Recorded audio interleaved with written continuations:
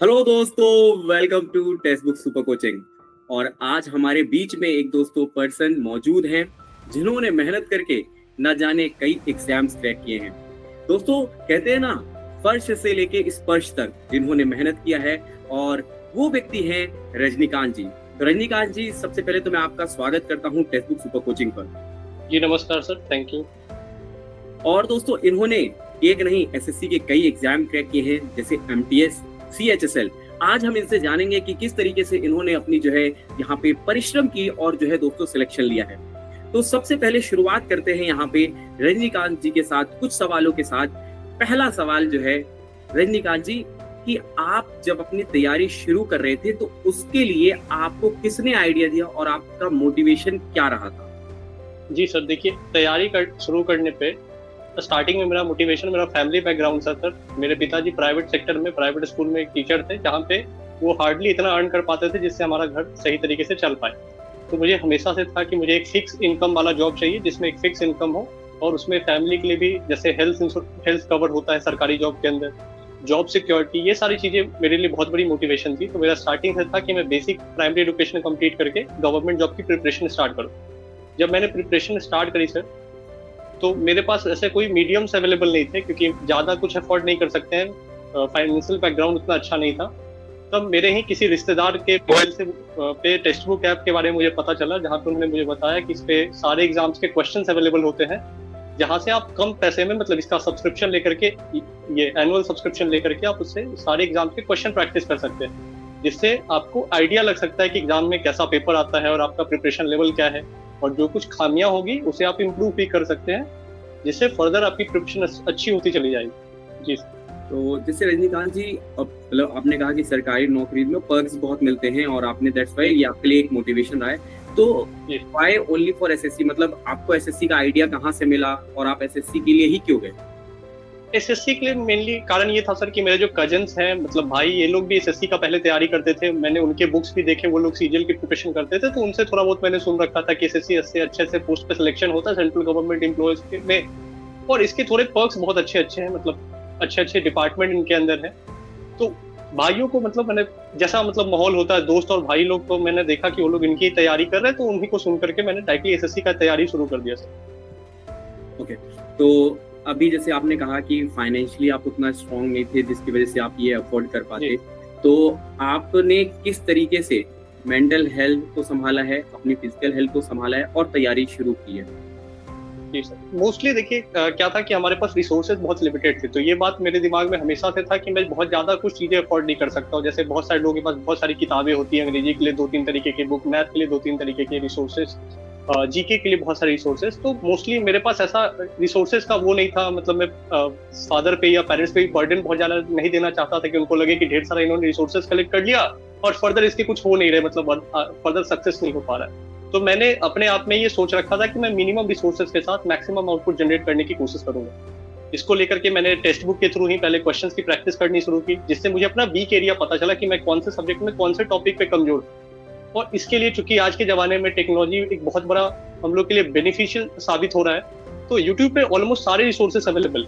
तो आप चाहे तो अगर आपको पता है कि इस टॉपिक में मुझे कमजोरी है, तो आप यूट्यूब पे उसके लेक्चर सर्च कर सकते हैं, वो टेक्स्ट बुक के माध्यम से, या और भी बहुत सारे सर हैं, तो उनके रिसोर्सेज का यूज कर करके मैं अपने बेस को थोड़ा स्ट्रॉन्ग करते चला गया। तो मोस्टली मैं ये क्रेडिट मैं ऑनलाइन रिसोर्सेज को ही देना चाहूंगा, क्योंकि मेरे पास आज भी बहुत ज्यादा एसएससी के बुक्स अवेलेबल नहीं है। हार्डली मैथ की एक बुक अवेलेबल है जिसको भी मैंने थॉर्डली प्रैक्टिस नहीं किया। मैं सारा, मतलब मोस्टली मुझे ऑनलाइन प्रैक्टिस करना ही पसंद है, ऑफलाइन में ज्यादा प्रैक्टिस करता नहीं हूँ, तो इसीलिए मैं। तो रजनीकांत जी, कई बार इस सफर में देखा गया है कि लोग शुरुआत तो कर देते हैं, बट जैसे ही एक फेलियर या 2 फेलियर उनको मिलता है तो वो बैक पे हो जाते हैं। तो आप उन एस्पिरेंट्स के लिए क्या कहना चाहेंगे, क्योंकि आपने प्रिपरेशन की है और अपना सिलेक्शन लिया है, तो अपने एक्सपीरियंस के बेसिस पे उनको क्या कहेंगे?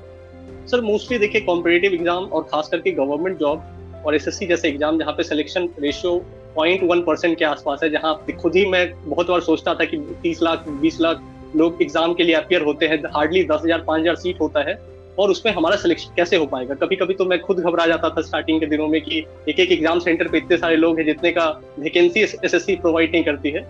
तो ये सब फियर सबके अंदर आता है। इवन मैं भी 2 बार एसएससी एमटीएस इवन 20 और 21 में मैं कुछ मार्क्स से फाइनल लिस्ट से बाहर हो गया। मतलब मैंने लेवल 1 लेवल 2 क्रॉस करा बट फाइनल मेरिट नहीं बना पाया और मैं खुद ही हताश होकर बहुत ज्यादा रो रहा था।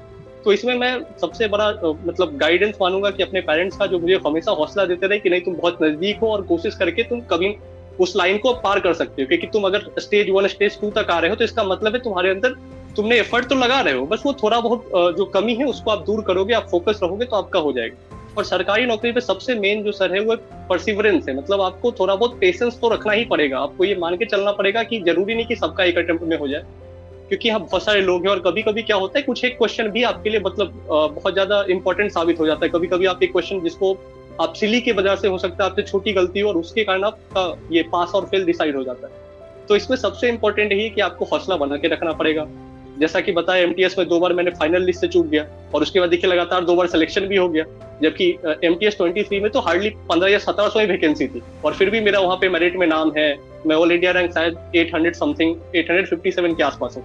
बिल्कुल तो बिल्कुल ये होता है कि रजनीकांत जी ने बिल्कुल सही कहा कि 2023 की जो थी वो 1500 वैकेंसी थी, जबकि 2022 में लगभग 11,000 की वैकेंसी थी और 23 में लगभग 26 लाख लोगों ने फॉर्म भी भरा था। तो लेकिन जब इतने लोग फॉर्म भरते हैं और आपने कई बार देखा होगा टॉपर्स को जब आप देखते थे, क्योंकि जब हम एस्पिरेंट होते हैं तो हम टॉपर्स को देख के बड़ा मोटिवेट होते हैं, तो आपने अपनी दिनचर्या किस तरीके से बनाई थी और आपकी दिनचर्या क्या थी वो बताएं। देखिए सर, मैं तो हमेशा यही कहूंगा कि रूटीन जो है वो मतलब देखिए किसी से सुन के देखना सही बात है बट वो उसको कॉपी आप नहीं कर सकते हो, क्योंकि हर किसी की मतलब लाइफ में अपने चैलेंजेस होते हैं, हर कोई का लाइफ एक जैसा नहीं होता। जैसे कोई कहने को बोल देगा कि वो सुबह 6 बजे उठ के 12 बजे तक पढ़ाई करता था, फिर 2 घंटे ब्रेक लेके फिर शाम तक पढ़ाई करता था, बट सबकी लाइफ ऐसी नहीं होती। जैसे मैं अपना खुद के बारे में बताऊं तो मुझे डे टाइम में मान लेते हैं को कॉलेज का कुछ काम हो या कुछ वर्क हो ऐसा था। इवनिंग टाइम में चूंकि मैं फाइनेंशियली भी फैमिली को सपोर्ट करना चाहता था तो मैं इवनिंग में 4 बजे से लेकर लगभग 8-9 बजे तक मैं ट्यूशन पढ़ाता था बच्चों को, जिससे कि फाइनेंशियली मैं फैमिली को हेल्प कर पाऊँ, अपने स्टडीज की चीजों को अफोर्ड कर पाऊँ, फॉर्म भर पाऊँ, इस तरीके की चीजें। तो 9 बजे मैं जब घर आता था तो उसके बाद थोड़ा खाना खा करके थोड़ा आराम करके मैं 10 बजे पढ़ने बैठता था और मेरा पढ़ाई का रूटीन जो पिछले लास्ट 1-1.5 सालों में जिसके कारण मैं सक्सेसफुल हो पाया वो ये था कि मैं 10 बजे से लेकर रात 2-3 बजे तक पढ़ता था। पर मैं ये दूसरों को रिकमेंड नहीं करूंगा। मैं ये कहना चाहूंगा कि आपको जो सहूलियत हो, मतलब जो आपसे पॉसिबल हो पाए, आप वो फॉलो करो और कभी भी टाइम में नंबर ऑफ स्टडी आवर्स को काउंट नहीं करना चाहिए। मेरा खुद का मानना है, बाकी लोग अलग अलग तरीके की सलाह दे सकते हैं। कोई कह सकते हैं कि 10 घंटा पढ़ना चाहिए, कोई 12 घंटा की बात कर सकते हैं, बट मैं ये कहूंगा कि 4 से 6 घंटा भी अगर आप पूरा कंसंट्रेशन के साथ पढ़ते हो, मतलब आप फोकस रहते हो, आपका पढ़ाई के अलावा कहीं और ध्यान नहीं रहता है कि इधर क्या चल रहा है, मोबाइल पे कोई नोटिफिकेशन आ गया तो वो देखने लगे, ये नहीं करना। आप 4 से 6 घंटा भी अगर ईमानदारी से आप डेडिकेटेड होकर के तैयारी करते हैं तो उतना काफी होगा। क्योंकि और मेन काम क्या सर कि आपको एनालिसिस करते रहना चाहिए हमेशा, हर दिन आपको एनालिसिस करना चाहिए कि आपका कौन सा टॉपिक कमजोर है, उसको एक साइड में नोट करके उसको आपको इंप्रूव करना चाहिए। क्योंकि जब तक आप कमजोर पहलू को नहीं देखोगे तो आप वैसे ही के वैसे ही बने रहोगे, आप में कोई इंप्रूवमेंट नहीं आएगा, आप डे बाय डे सेम ही चीज रहोगे। ये मैं अभी जस्ट पूछने ही वाला था, बहुत से लोगों का मिथ होता है और आपने उसका आंसर दे दिया है ऑलरेडी कि 10 घंटे 12 घंटे और 14 घंटे हम पढ़ेंगे तभी हमारा जाके सिलेक्शन होगा। तो आपने बहुत अच्छे तरीके से उसको बताया है और आई होप ये एस्पिरेंट के लिए बहुत यूजफुल रहेगा। लेकिन मेरा एक ये भी मैंने देखा है कि जब मैं पढ़ा रहा होता हूँ तो बच्चों के बड़े सवाल आते हैं इस चीज को लेके कि सब्जेक्ट्स क्लियर होता है। कई लोगों को मैथ्स बड़ी प्यारी लगती है तो कई लोगों को जीके बड़ी प्यारी लगती है। कहीं ना कहीं एक एस्पिरेंट ऐसा मुझे कहीं पर नहीं मिला जिसको सारे सब्जेक्ट पसंद हो, उसको एक सब्जेक्ट ऐसा होता है जो फियर हो, मतलब हमेशा होता है। तो आपकी इस जो है आपकी जो ये हार्ड समय कह सकते हो जिसमें आपने तैयारी किया, या मैं कहूँ ये खूबसूरत पल भी कह सकते हैं जिसमें आप मेहनत कर रहे थे, तो अगर सक्सेसफुल होने के बाद बिल्कुल बिल्कुल, तो उसमें आपको फियर वाला सब्जेक्ट कौन सा लगा और सबसे प्यारा सब्जेक्ट कौन सा लगा? सर फियर वाला सब्जेक्ट तो हमेशा मतलब हर एसएससी एस्पिरेंट के लिए जीके ही है, क्योंकि वो कुछ पॉइंट से आप प्री या मेंस में बाहर हो जाते हो। क्योंकि बाकी सब्जेक्ट हमको लगता है, जैसा मेरा एक्सपीरियंस है, खुद दोस्तों से बात होती है तो हमें ये समझ में आता है कि एटलीस्ट जितने भी अच्छे एस्पिरेंट मतलब जिनके अंदर सिलेक्शन लेने का पोटेंशियल है, उनका 3 सब्जेक्ट पे बहुत अच्छा काबू है, वो है मैथ, रीजनिंग और इंग्लिश। इनमें उनके प्रिपरेशन लेवल ऐसा है कि ऑलमोस्ट वो 50 मार्क्स का अगर है तो उसमें 45 तक प्रीलिम्स में लाने में सक्षम। मेन यहाँ पे सब जो डिसाइडिंग फैक्टर हो जाता है, जो आपका सिलेक्शन इन और आउट डिसाइड कर रहा है, वो जीके ही है, मेरा मतलब खुद का ऐसा मानना है। और जीके के साथ ऐसा प्रॉब्लम है कि जीके इतना वास्ट है, लोग डिसाइड नहीं कर पाते कि कितना पढ़े क्या पढ़े।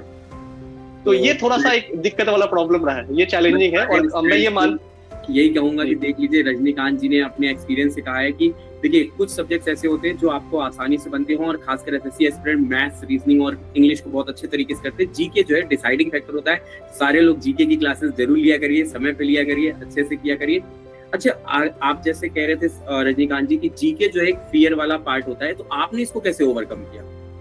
सर जीके के लिए तो मैं यही कहूंगा कि देखिए सबसे इंपॉर्टेंट है कि जो आप एसएससी का जो पैटर्न होता है, सबसे पहले उसको एनालिसिस करना बहुत जरूरी है कि एसएससी किन टॉपिक से कितना सवाल पूछता है। एक्चुअली ये जीके जो है ऐसा है कि समुद्र जितना वास्ट है, ठीक है, और उसको कर पाना किसी के लिए संभव नहीं। इवन जो लड़के हम लोग सेलेक्टेड भी है तो हम ये नहीं कहेंगे कि जीके पे मेरा पूरा कमांड है, ये कहना बहुत ज्यादा गलत होगा।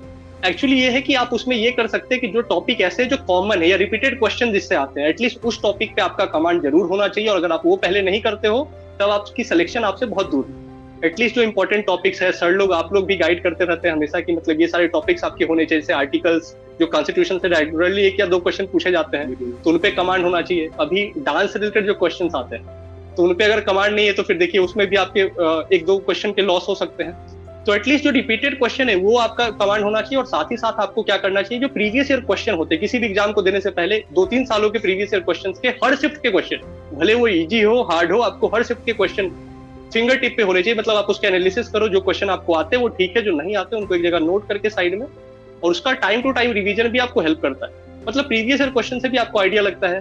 प्लस आप चाहो अगर आप थोड़ा अच्छे से तैयारी करते हो तो आप एडुकेटेड एलिमिनेशन भी लगा सकते हो, जिसको एडुकेटेड गेस भी कहते हैं, ऑप्शन एलिमिनेशन।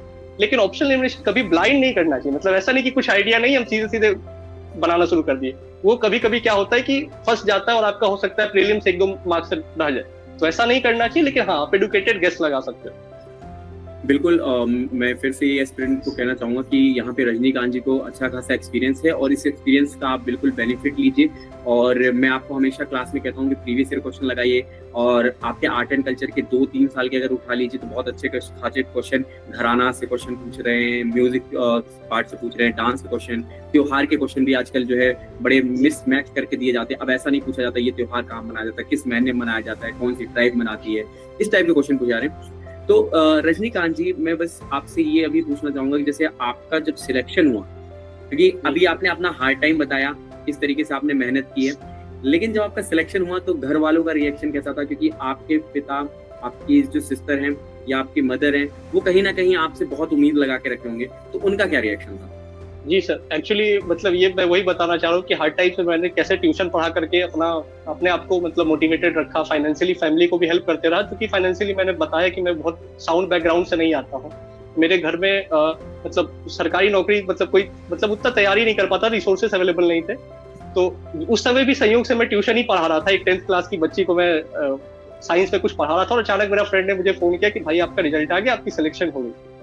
तो ये मतलब मैं बता नहीं पाया, बस मेरे आंसू आ रहे थे। मतलब मुझे लग रहा था कि बताओ 2-4 ऐसा एग्जाम हुआ कि जहाँ मैं फाइनल मेरिट से बाहर हो गया। तो ये मतलब थोड़ा एक बहुत खुशी वाला पल था। और परिवार लोग, पिताजी का तो यही कहना था कि मुझे हमेशा से उम्मीद था कि आप चूंकि मेहनत कर रहे हो, मैंने देखा है कि आप मिनिमम रिसोर्सेज से कितना ज्यादा अपना डेडिकेशन से लगे थे, तो मुझे उम्मीद थी कि आप एक ना एक दिन ऐसा कर लो। तो उनके लिए बहुत खुशी का पल था। पूरे घर वाले लोग भी खुश थे कि बच्चे ने इतना कम रिसोर्सेज के साथ एसएससी एग्जाम में सिलेक्शन लेके दिखाया है, जो कि बहुत सारे लोग बहुत ज्यादा रिसोर्सेज के साथ भी नहीं कर पाते, क्योंकि कंपटीशन इतना है। सिलेक्शन रेशियो तो आपको ही पता है सर कि बहुत मिनिमम होता है। तो ये उनके लिए बहुत प्राउड का पल था। इवन मेरे लिए भी बहुत प्राउड का पल है। अभी भी गाँव में भी जाते हैं तो लोग बहुत ज्यादा मतलब सलाह मांगने आते हैं कि बताइए आपका कैसे हो गया भैया। तो ये सब अच्छा लगता है सर। सिलेक्शन होने जी, सिलेक्शन के बाद तो सर अच्छा ही लगता है। स्ट्रगल के दिन भी याद करके खुशी होता है कि देखो एक समय था जब मुझे लगता था कि कैसे सिलेक्शन होगा। तो इसलिए मैं एस्पिरेंट्स को ये कहना चाहूंगा कि हमेशा प्रयासरत रहे। ऐसा नहीं सोचना है कि कम वैकेंसी है तो मेरा नहीं होगा। कभी कभी होने को कम वैकेंसी में भी हो जाता है। जैसा मैंने खुद आपको बताया कि कभी कभी मुझे लगता था कि बताओ इतना ज्यादा वैकेंसी नहीं होता। सीएचएसएल में मैं एक बार टाइपिंग तक गया और फिर बाहर आ गया, कुछ नंबर से फाइनल मेरिट नहीं बना। और जब 6000 वैकेंसी हुआ करते थे, और इस बार सोचिए मेरे परिवार के एक खुद फ्रेंड ने मना कर दिया कि भाई एग्जाम देने नहीं जाएंगे, सीएचएसएल में 1700 वैकेंसी।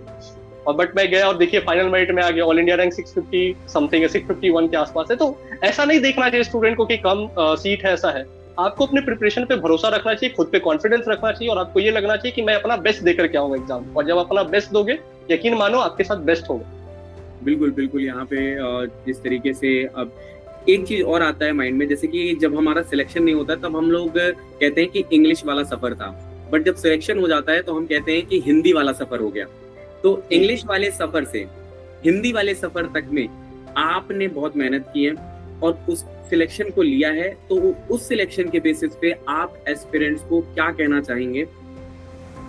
सर एस्पिरेंट को तो यही कहना चाहेंगे कि देखिए, आप डेडिकेशन के साथ लगे रहिए, और कभी भी जैसे अगर कोई पोर्शन आपको हार्ड लगता है तो उससे आपको ये घबराने की जरूरत नहीं है। आप ये बात तो आपको मान के चलनी पड़ेगी कि एसएससी में देखिए 4 सब्जेक्ट बहुत ज्यादा इंपॉर्टेंट, और अगर उसमें से आप किसी भी एक सब्जेक्ट को इग्नोर करके आप चाहोगे कि आपकी सिलेक्शन हो जाएगी, तो ऐसा नहीं होगा। और कमजोर लगना कोई सब्जेक्ट या कोई विषय बहुत आसान लगना, ये सबके साथ होता है। हम लोगों के साथ भी ऐसा होता है कि मान लेते हैं अंग्रेजी मेरा अच्छा था, तो मुझे लगता था कि अंग्रेजी तो बहुत आसान है, मैं आसानी से कर लूंगा। जैसे MTS 22 में भी मेरा इंग्लिश में सिर्फ एक क्वेश्चन गलत हुआ था, और वो भी बहुत ज्यादा सिली हो गया, मतलब मैंने उस पर ध्यान नहीं दिया। और MTS 23 में भी मेरे 2 गलती थी। लेकिन जीके हमेशा से हमको थोड़ा डामाडोल पर था, जैसा मैंने आपको बताया भी कि जीके को लेके हमेशा डर सताते रहता था।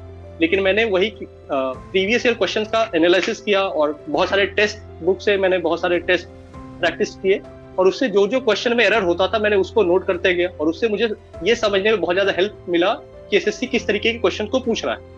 और कहीं ना कहीं इसी के हेल्प से मैं एग्जाम में भी अच्छे तरीके से आंसर कर पाया क्वेश्चंस को, और उसका मुझे फायदा मिला। तो मैं ये बोलूंगा कि अपने कमजोर पक्ष पे ज्यादा ध्यान देना चाहिए व्यक्ति को, और ऐसा नहीं कि जो आता है सिर्फ उसी का प्रैक्टिस करते रहना चाहिए, क्योंकि उससे आपको अच्छा तो फील होगा बट एग्जाम में आप अच्छा परफॉर्म नहीं कर पाओगे। इसीलिए आपको अपने कमजोर पक्ष को इग्नोर नहीं करना चाहिए।